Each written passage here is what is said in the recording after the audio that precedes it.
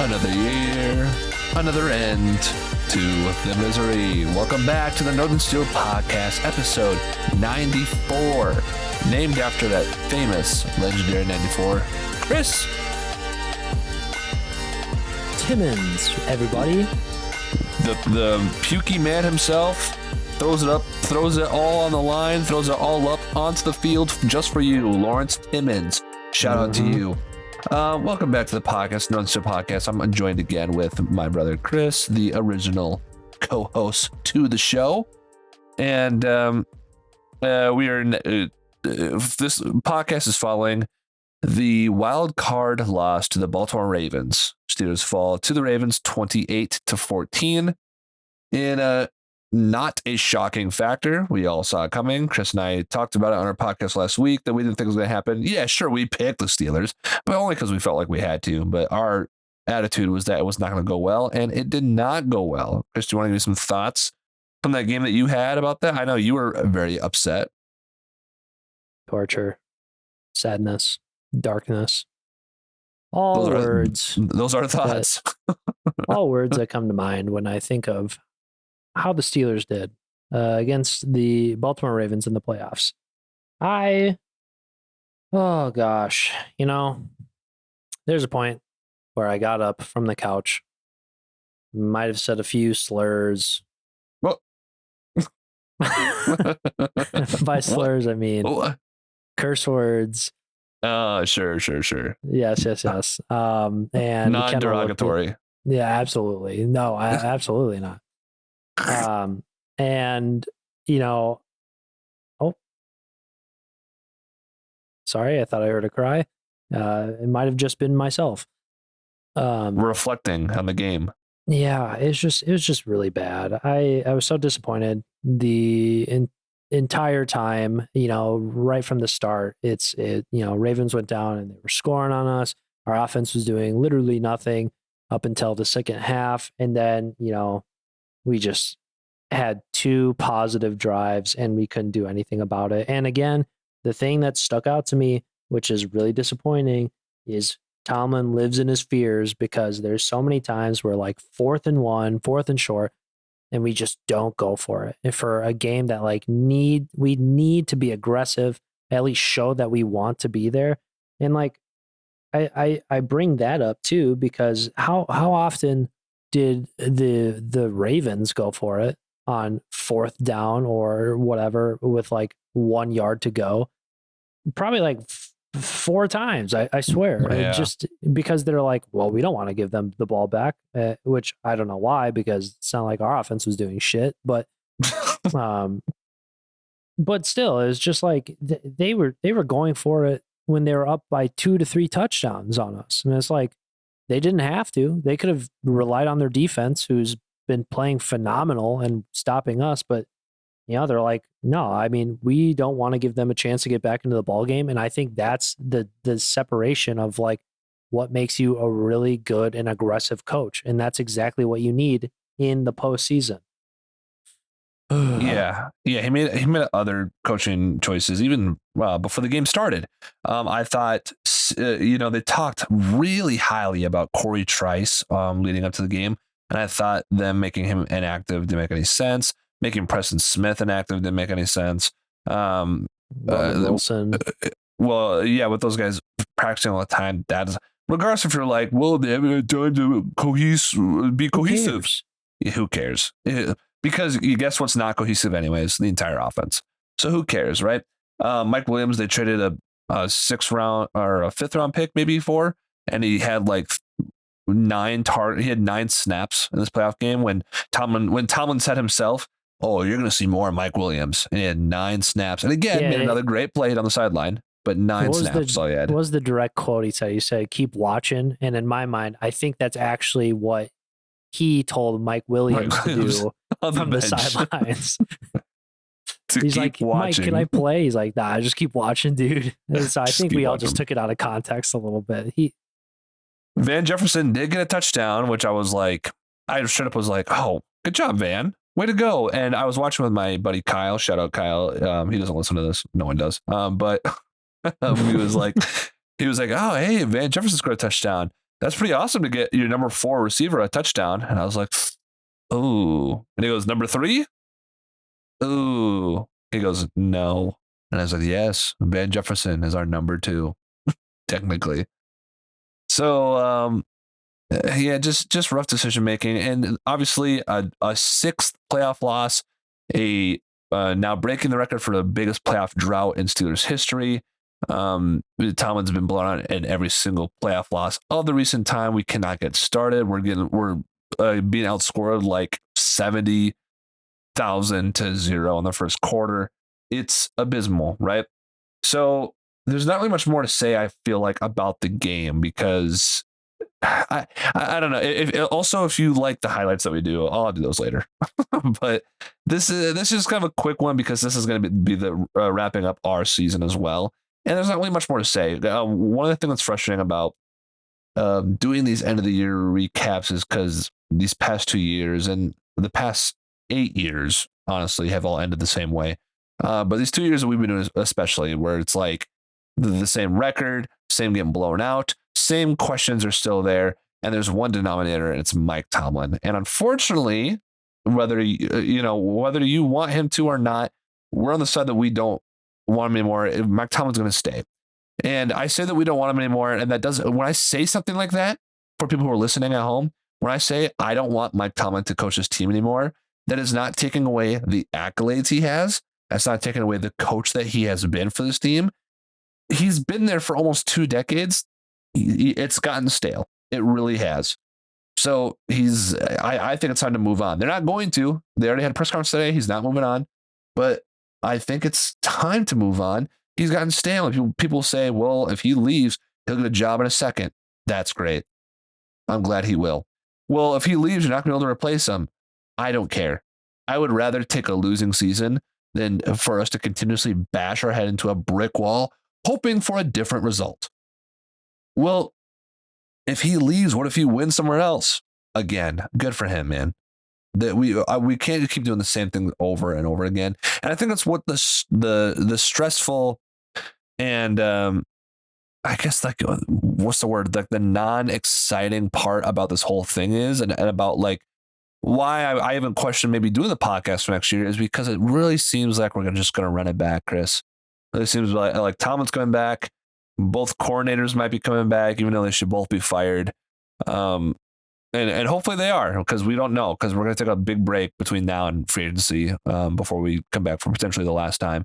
But I don't want to keep talking about the same problems over and over again. And with Tomlin, that's what we're going to talk about. He said something in his press conference today, Chris, about, I want to adapt and change, and I'm willing to change, but I have been changing. And it's like, no, you haven't. You're still running the same boring offense. You're still picking the same terrible coordinators. Nothing about that is changing. You have too much control. Pull back on it and pick some actual coaches, because you just want to be a cheerleader on the sideline. So pick some actual coaches to coach this team. And I know I'm kind of rambling, Chris. Maybe I'm taking a lot of points to you. There's just a lot of things in my brain right now. But it truly, like, Steeler fans, as much as it sucks to waste a year of Cam Hayward, and it sucks to waste a year of TJ Watt, and it sucks to waste a year of these great players, I think next year, unless he sucks, I'm kind of putting my eggs in the basket for Arch Manning, to be honest, or maybe someone else who becomes available next year, because there's nobody available this year. And I say the Steelers ride with Justin Fields, and it either goes well, and that's awesome because he's 25 years old and you have your quarterback of the future, or it goes poorly and they have a losing season and they can draft high, and that is okay. I can live with that decision. Just commit to that. And if they lose, and that's fine. Fair enough, and well said, Dom, on all of your points. To touch back on a few of those. Yeah, no, I totally agree. Tomlin has just kind of, his time at Pittsburgh has ran its course, and I just think there's time for change. And I know from any outsider's perspective looking at, it's like, as a Steeler fan, yeah, I mean, we've had it good, I guess, compared to some other franchises when they're like, oh yeah, but we've never had we never win, we never do whatever. And I'm like, okay, but I was thinking about this today, and like, what good is having a winning season if we're just going to lose out the first round? ooh, what we get an extra game. We get an extra game to play. Right. Like I would much rather not make the playoffs and have a better, like draft capital or something like that than to make the playoffs 8 years in a row and just like not do anything about it. At least right now, because Yes. when you make when you make the playoffs, you always have a chance to win a Super Bowl, but not this team. This team doesn't have any chance to win a Super Bowl. Absolutely. I'm saying that with like, obviously I want to win. I want us to go into the playoffs and win a game. But if we're doing the same results year in and year out for the last 8 seasons, I would rather take knowing that we're not going to win and go on the more help, the more of a reason for us to change. I feel like all these regular season records and things like that of not being on the losing category and Tomlin keeping up his winning streak is really enabling this franchise to stay complacent, to keep the same guys, to allow Tomlin, the ability to hire the coaches that he wants and everything. And it's like, something needs to change. I'm fine if we have a losing season here and there. Obviously, I've never seen one. It's hard to kind of go and approach that from like that mindset. And I know I've been spoiled over the last 20 plus years that I've been watching, but like, dude, enough is enough. And I just want to see change. I want something better. And I, for the love of God, I don't want Terrell Austin on this roster. I don't want Pat Meyer. I don't want Arthur Smith. That just hire outside and pick other good dudes, please, that are reputable. Look for Arch Manning, 2026 NFL draft. I know you're high on Arch Manning. I need to see him actually like. Has it started? He's a Manning. Imagine that nameplate, Manning, across a Steelers jersey. Okay. Cool. But think about it. There was an Eli Manning. And granted, he will probably be a Hall of Fame quarterback. If the floor is Eli Manning, who won 2 Super Bowls, I'll take it. Fair enough. If that's the floor, I'll take it. Whoa. Did Arch win? Archie? With New Orleans? Yeah, Archie Manning? No. I think he's the floor. Yeah, but he had like a 2-win team. Yeah, I know. So he shares the name with his grandpa. It could be bad. Yeah. Well, I guess we'll find out. And also, like, I mean, I'm just making jokes about it. I do because I think it'd be cool to have a Manning and a Steelers jersey. But yeah, if he sucks next year, then who cares, right? We haven't seen him start yet. But yeah, like what we're saying before talking in complete circles. I mean, there's so many things that need to change this team from the top down. It just doesn't seem like there is going to be. Nope. Tomlin's still staying. Maybe the coordinators leave, but like, what is going to get me excited about next year? And right now, it's nothing. It's not even anything we can build upon. It's nothing. The only thing I guess I could be excited for, it's not even because I think Justin Fields could be that good. It's just like, just give him complete control, and then let's just see what happens. Because if we have a losing season for it, I promise you, I'm not going to be like, oh my God, we're just getting worse and worse and worse, because I think we need one potentially. I think we need a losing season. I can live with that because it's something different, and it's something that maybe might elicit change. So I'll deal with that. The grass ain't always greener, Dom. I don't care. The grass is dried up and stale and old right now. So in comparison, it has to be greener, because right now it's brown and dying. So that's kind of like the analysis there in terms of what to look forward to, because it's hard to be excited about these 9 changes. And again, Chris and I are going to take a break until basically March 14th. So about basically 2 months from today is we'll be taking a break from the podcast, because we'll jump back on right before free agency starts. And some of these coaching changes would be happening before that happens, and we can kind of highlight that. But right now, there's nothing to be excited about that way. But let's just talk briefly about like we don't have to go into specifics of players, I think, right now, because I'm sure we'll do that when we come back 2 months from now. But let's talk about like some positions of need for this team, because even though I think 90% of the problems going to coaching, there are some positions that the Steelers can improve upon. I will say that the Dante Jackson trade, he didn't end up being that good for us, and it does kind of suck. But I will say you could argue that we still won the trade because Deontay Johnson was on 4 teams this year. Yeah, I mean 4 in a year. He wasn't doing. No, he's already gotten released again by the Texans. So, but anyway, so second positional group I'd say is easily wide receiver, since we have George Pickens and nobody. Okay, I don't want to say nobody else. I really like what Calvin Austin did. I think we should keep incorporating him into our offense. We always did, people. Yep. And everyone doubted him. Everyone's on the bandwagon now. People are doing it for Roman Wilson as we speak. Let's wait and see how he plays. Dude had a great college tape. I'm excited to see how he does. But like, again, he's not a wide receiver 2, in my opinion. He's, it's kind of around that same boat with Calvin Austin. All right. Yep. Let's see here. Offensive line. I would say defensive line first. Fair enough. Defensive line. I would say defensive line first because Cam is easily our best defensive lineman, and he's 58 years old, and that's not good. So, and I also don't know how much longer he's gonna be. I mean, I don't know how much longer he's gonna be on the team in general, whether it be from retirement or whether it be from being traded to go to a contender to win a ring. I don't know how much longer he's gonna be on this team. And Keanu Benton is the next up and coming kind of stud, but he's still got some things to work on. This is his second year, and he didn't explode like I was hoping he would, but he wasn't bad either. He still just has some things to work on. That's fine. Cam wasn't incredible in his first couple of years either, and he got there. So Keanu Benton's next in line to be a star, but then after that, there's nobody else, Chris. Larry Ogunjobi sucks. He needs to be cut. Yeah, he's gonna. Montravis Adams sucks. I don't care what people say about that. Dean Lowry sucks. There's so many defensive linemen we have that just get pushed to the line of scrimmage that they're not good. And I think they really need a solid D lineman to add to that defense, especially if Cam's going to stay around. They need to add someone who's really solid there.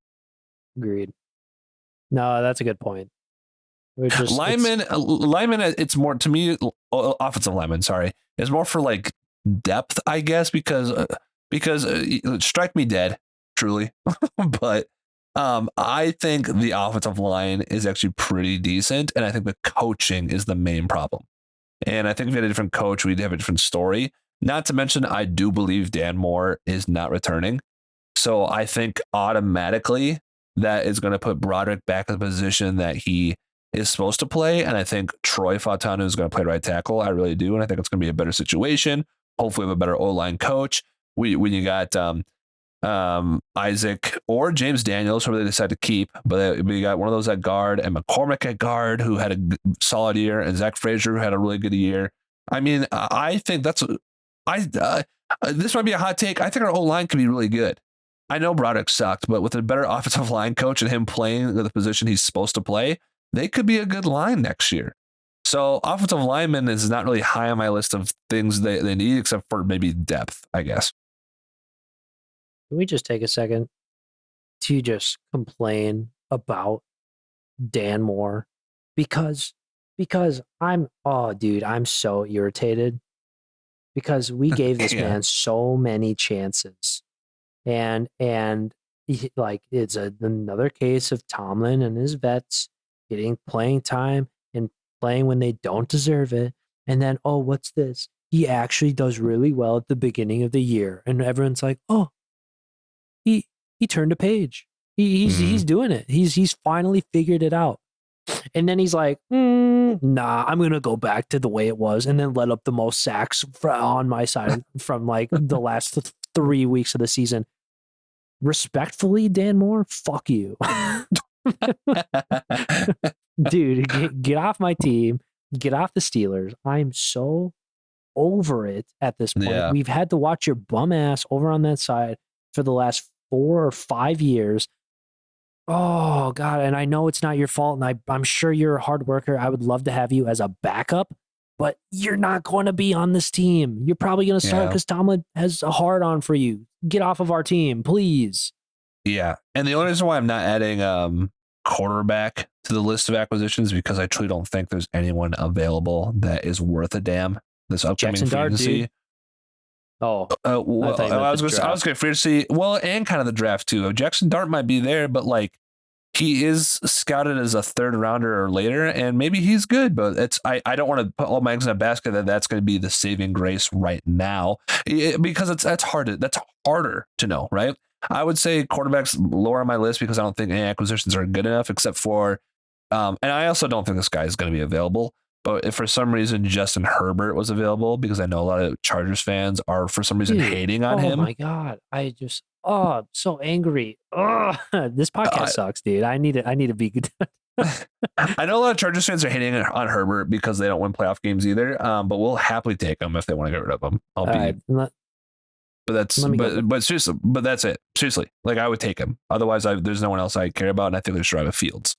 I didn't mean this podcast sucks. I meant I'm just fuming from. I'm still upset. Clearly, Clearly emotional. Clearly, I'm emotional. I'm in a dark place. Oh, I don't know what just happened to my. But I just. There's so many dumb. I need to literally delete Twitter and just take a hiatus. I'm so irritated and just done. Oh my. Yeah, Steeler fans and Twitter is not helping out anyone's mental health. A lot of yinzers out there are really dumb. I did have some great highlights on Twitter this year from the season. I cooked Peter Schrager from Good Morning Football. That was awesome. Cooked him. Cooked some media people like David Todd from Pittsburgh and Mark Cabali. Cooked both of them. It's fun being the smartest guy in the room because I am. Anyways, I would also, this is going to piss you off too, on the list of acquisitions for the offseason, I'd also include, unfortunately, to my complete dismay, running back, because I think the team is going to make the wrong decision, and I don't care how you feel about it. I think it's the wrong decision in getting rid of Najee Harris. I don't care about his yards per carry. I don't care how you feel that you think he's slow or whatever. I think this man has had one of the worst O-lines in football for 4 years. He has Matt Canada as a head coach for 3 years. He has dealt with the trash consistently. He faces a box of 9 people, then the quarterback doesn't change the play. And I promise you, for the fans out there who want Jaylen Warren, I like Jaylen Warren. I promise you, if you want Jaylen Warren to be running back one, he's not running back one material. You're going to find out the hard way next year. He cannot be a starter for every single down. Najee's durable. He's consistent. He's a leader. But sure, let's get rid of him. So in my angry rant there, I think running back's going to be on the acquisition thing that we're going to have to go for. Probably the draft, because there's a lot of stud running backs coming out in the draft. This might seem completely unrelated, but, Najee rushed for his career high, his rookie season. And that was Big Ben's last year. Granted, we had Matt Canada, but I can't help but just... It really goes to show how much difference having a quarterback of Ben's caliber can be to, aid in that. And I know he rushed a billion times, but at the same time, I think that was Najee's most efficient year as far as both running and not efficient. I shouldn't say efficient, but don't say that. Most involved year. I mean, he really did everything. And yeah, he got the ball a lot that year, his rookie year. Yeah, he really did. But it's just, I really do think figuring out quarterback and having that ability to basically say F off offensive coordinator too, if it's not a good call, makes all the difference. And I think there's been way too much trust with obviously as a new guy in Kenny Pickett, and now these guys learning an offense, they're not going to say, nah, I'm going to do this instead. We're going to change the play. I think it just makes all the difference. But Najee has been around. He's defied all the odds. He's durable, like you were saying. He's a good guy to have there. We 100% should sign him back. We're not going to, and it's going to break my heart. And that's another damn jersey that I shouldn't have bought because, oh God, you say it every time. Don't buy a rookie, and I know there's no other guy on the team that I already don't have a jersey, and I just want a jersey. Yeah, I know. You also have a Joey Porter Jr. jersey, so watch out for him to not get a second contract. I don't know. A lot of fans are turning on him too, like they always do, because fans of this team suck and they're terrible. Next subject. That's pretty much it. I like, we're going to be taking a break. Free agency is going to clear up a lot of the path, like it always does every year for the draft. To kind of preview something that could be fun and potentially our last year doing the podcast is next year we will be going to the draft. We'll be there live. That's going to be really fun because I'm hoping we can gather some more listeners before then, or because I want to try to make some more content. I would be posting on TikTok, but it might get banned, so who knows? But I am going to I want to start growing the audience before the draft comes, because I've already started writing down jokes to talk to each fan base and try to hang out with them before each one of their picks, and it could be a really fun time. So look out for that come April. That's going to be super fun for us to potentially close out our podcast for the next year. And you know what? If it is our last year, that's fine. But maybe we'll keep it going if we get some more followers support from the work I might put in this year, or if Tomlin's going to stay coach for another 10 years, then I'm definitely giving it up. Let's go into let's go to quick playoff predictions, and I'll give you the matchups, and we can say some winners, and we'll get out of here and close it out. And I thank you guys again for listening to the podcast. For whoever does, Absolutely. I know it's not a lot, but this is our third season. We've had 94 goddamn episodes of this thing, and if you do 94 listeners total. Yeah, and if you do listen, we really do appreciate it. But regardless, let's go into these breaks and we'll get out of here. Okay, AFC, let's go Houston at KC. The obvious answer is Kansas City. I'm going to pick Kansas City, but dude, please, Houston, you could literally be like, everyone would root for you to be in the Super Bowl if you beat this one team. Houston's defense really surprised me last week. I thought the Chargers would win for sure, but oh my God, same. I also going to go KC because can't count them out until they're out. So it was the dirty bubble, dude. The dirty bubble. The dirty bubble cannot get Andy Reid, because Andy Reid's as big as the dirty bubble. Doesn't fit in the circumference of the bubble. So I'm going Chiefs in that one. The other game was Washington at Detroit, I believe. Washington at Detroit. Jane Daniels had a good run. Yeah, but I'm going to go Detroit. Easy. I am as well. I'm going to go Detroit. That might be a blowout. Then you got the game of the week for sure. Maybe game of the year. Baltimore at Buffalo. All right. You're not going to like this, but okay. I don't care. Tell me what you got. Realistically, let me just spit out the facts. The Baltimore Ravens are so good, and I know the Bills are too. And we're having two MVP candidates go up against each other in this game. It's going to be highly contested, but at the same time, the Ravens defense has really, really, really stepped it up in being the number one team. And, Bills are also a really good team, really well coached. At the same time, I do think the Ravens are going to run away with this one. Run away with it? Yeah. Interesting. I'm not sure. To me, I think it's going to be a really close game. I think it could be a coin flip. The Ravens are super, super good. And maybe it's just like, I do respect the Ravens. I respect most of them. I don't respect John Harbaugh. He can eat shit. But I do respect most of that team, and I'm hoping for a potential Bills win here. So it's tough to say. I don't know. Ravens could win this game and move on, but I think I'm going to go Bills mostly because I am manifesting it. And I think I did this last year too, so. but I'm hoping for the Bills to kind of go all the way, even though I don't like their fans. But me too. I'd like to see Bills Lions, to be honest.